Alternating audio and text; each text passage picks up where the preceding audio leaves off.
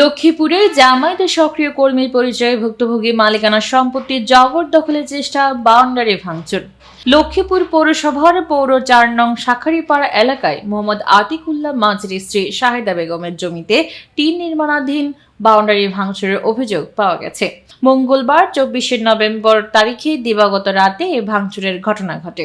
এই ঘটনায় ভুক্তভোগীদের লক্ষ্মীপুর সদর মডেল থানায় একটি এজাহার দায়ের করা হয়েছে, যার মামলা নং ৪৭/৭১৫। ভুক্তভোগী জমির মালিক শাহেদা বেগম জানান, বাঞ্চানগর মৌজা ৩০৭ নং খতিয়ানের ৯১২৫ দাগে আমি বাদীর স্বামী মোহাম্মদ আতিকুল্লাহ মাঝি ও আমার বিবাদী মফিজ মিঝি ১৯৯০ সালে দুই ভাই জমি ক্রয় করেন সমান ভাগে। ওই ক্রয়কৃত আমার মালিকানা সম্পত্তির জমি থেকে ৪ শতক জমি মফিজ মিঝির তার মেয়ে দেলোয়ার বেগমের নামে রেকর্ড করে আমাদের না জানিয়ে আমরা এই জমি ক্রয় করার পর থেকে দীর্ঘ ৩০ বছর যাবৎ আমরা ভূ দখল করে আসছি। গত মঙ্গলবার দফায় দফায় সজীব জামায়াতের সক্রিয় কর্মীর পরিচয়ে দল বেঁধে আমাদের দেওয়া জমির নির্মাণাধীন বাউন্ডারিটি ভাঙচুর করে। আমরা বাধা দিলে করিমুল্লাহ, দেলোয়ার বেগম, পাখি আক্তার, আখি বেগম, সজীব হোসেন জামায়াতের সক্রিয় কর্মীর পরিচয়ে তার দলবল নিয়ে এসে আমাদের উপর ইট নিক্ষেপ করে অতর্কিত সন্ত্রাসী হামলা চালায়। আমরা নিরুপায় হয়ে আমাদের উপর অতর্কিত সন্ত্রাসী হামলা করেছে বলে দৈনিক লক্ষ্মীপুরের কথাকে কল করে ঘটনাস্থলে আসতে বলি এবং একই সাথে 999 নম্বরে কল করলে সাংবাদিক ও পুলিশ ঘটনাস্থলে এসে ঘরবন্দি থেকে আমাদেরকে উদ্ধার করে লক্ষ্মীপুর সদর হাসপাতালে চিকিৎসার জন্য পাঠান। হামলাকারীদের হামলায় শিকার হয়ে আমি শাহিদা বেগম বয়স ৪০, মেয়ে বয়স ২৬, নাতির বয়স ৭ সহ ৩ জন আহত হয়ে। তবে আমাদের ৩ জনের মধ্যে আমার মেয়ে জরুরি বিভাগে কর্মরত চিকিৎসকের নিকট চিকিৎসা নিয়ে বাড়িতে চলে গেছে। নাতি গ্রামপল্লী চিকিৎসকের কাছে চিকিৎসা নিচ্ছে। শাহিদা বেগমের মেয়ে বলেন, দুর্বৃত্ত সজীব হোসেন এর সন্ত্রাসী দলের হামলায় গুরুতর আহত হয়ে আমার মা জননী লক্ষ্মীপুর জেলা সদর হাসপাতালে ভর্তি হয়ে চিকিৎসাধীন রয়েছে। আহত ভুক্তভোগীর পরিবারের স্বজনরা শাহিদা বেগমের দেওয়া বাউন্ডারি ভাঙচুর করে নিয়ে যাওয়ার ঘটনায় প্রতিনিন্দা ও নেককারজনক জানান। যে সজীব জামাতের আমার জালের ভাই, ও আইসে আমারে মানে সন্ত্রাসী ভাবে আমি যদি জানাবদ্ধ করি। পিতার নাম কি? পিতার নাম হয়েছে মফিজ মিজি। আচ্ছা, ও আমার ইট মেচছে স্যার, দেখছেন তো আমার ইট মেচছে। আমি যদি ঘর দরজা বন্ধ না করি তাইলে আমার তো সব ওইখানে ভাঙি চুরি আইসে, আবার আমার ইট মেচছে। আমি যদি ঘরের দিকে না দরজা বন্ধ করে হেলে দিই তাহলে আমার অবস্থা খারাপ। তারপর আমি অনেক ব্যথা পাইছি, আমার হাতে ব্যথা পাইছি, পায়ে ব্যথা পাইছি। পুরুষ হয়েছে সজীব, কারিমুল্লাহ, আর মহিলা হয়েছে পাখি, তাকে বউ হয়েছে আখি।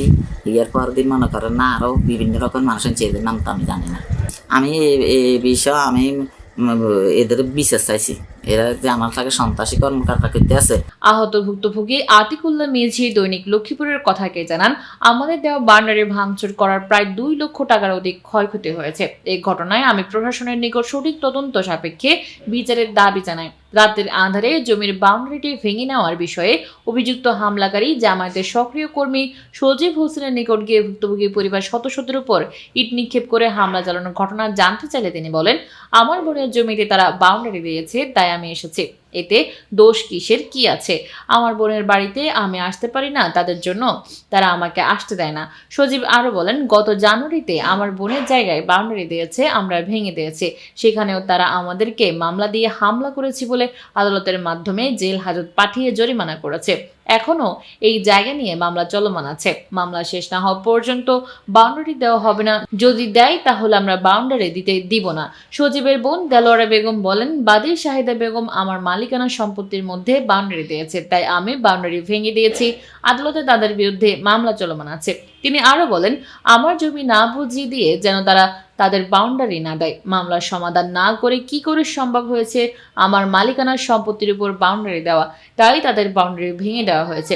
আমার এখানে জমি আছে, আমার এখানে দখলে দেয় না, হে জোর করে খাইতে আছে।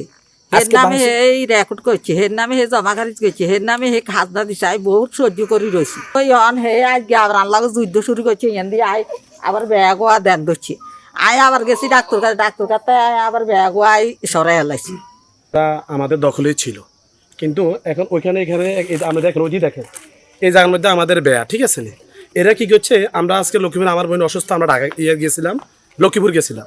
লক্ষ্মীপুর যাওয়ার পরে এরা আসি দেখি এখান দিয়ে বেয়াগুলো দিয়ে দিছে। এরপরে আমার বোন আসছে, আমার বোনে নিজে নিজের জমি উনি নিজে। আপনার বোনের নাম কি? আমার বোনের নাম হচ্ছে দেলোয়ারা বেগম।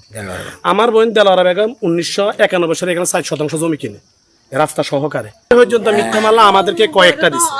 ওই বিষয়ে আপনি ওই মামলাটা দেখবেন, ওই মামলাটা একান্ত কোনো জায়গা জমির মামলা না, ওই মামলাটা হচ্ছে একটা মারামারির মামলা। এখন আমরা যদি মারামারির মামলাতে যদি আপনি জমি দখল করতে যান, আমরা ওইটাতে এখানে রেকর্ড আমাদের সংশোধনীয় ভুল আছে, আমরা অলরেডি রেকর্ড সংশোধনের জন্য আমরা অলরেডি মামলা করছি। সদর থানার এসআই মোহাম্মদ নূর করিম বলেন, তারা সবাই আত্মীয় স্বজন। এর আগে একবার বিবাদী দেলোয়ার বেগম ও তার ভাই সজীব সহ সকল আসামিদের সতর্ক করে বুঝিয়ে বলা হয়েছে এই ধরনের ঘটনা যেন না করে, কিন্তু এখন আবারও বাদিনীর উপর ইট নিক্ষেপ করেছে বলে তাদের অভিযোগ। এতে বাদিনী সহ তার মেয়ে ও নাতি আহত হয়েছে। তাদের 3 জনের মধ্যে বাদিনী শাহিদা বেগম বেশ আহত হয়েছে। তিনি বর্তমানে লক্ষ্মীপুর সদর হাসপাতালে ভর্তি হয়ে চিকিৎসাধীন রয়েছেন। বাদীর এজাহারে তার বর্ণনা দিয়ে ঘটনার সত্যতা নিশ্চিত করে ভুক্তভোগী গত 26/11/2025 তারিখে থানায় এসে এজাহার দায়ের করেছে। এজাহারের কপি হাতে পেয়েছি, ঘটনাস্থলে গিয়ে পরিদর্শন করে এসেছে।